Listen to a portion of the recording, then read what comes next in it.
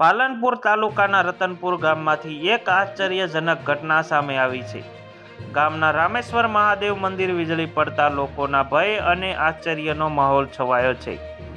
આ ઘટના દરમિયાન મંદિરમાં ગર્ભગૃહ ઉપર વીજળી સીધી પડતા મંદિરના મુખ્ય શિવલિંગ તૂટી ગઈ હતી.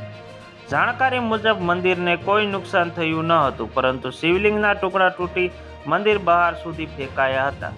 સ્થાનિક લોકોએ જણાવ્યું મુજબ વીજળી પડતા મંદિરના અંદર ભારે ધ્રુજારી સાથે પ્રકાશ થયો અને મંદિરના અંદર સ્થાપિત શિવલિંગ ભાંગી ગઈ હતો.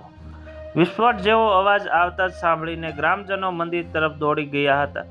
ઘટનાના પછી મંદિરના ભક્તો ભય સાથે આશ્ચર્ય પણ જોવા મળ્યું હતું.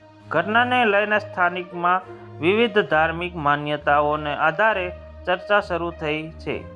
કોઈ આ ઘટનાને ચમત્કાર માને છે તો કોઈ દેવી સંકેત ગણાવે છે. બીજી તરફ વળી વૈજ્ઞાનિક રીતે જોવામાં આવે તો વીજળીના ધાતક દબાણથી પથ્થર જેવી કઠણ વસ્તુ પણ તૂટી શકે છે અને એક જ કારણ શિવલિંગ તૂટી ગયું હોવાની શક્યતા જણાઈ રહી છે.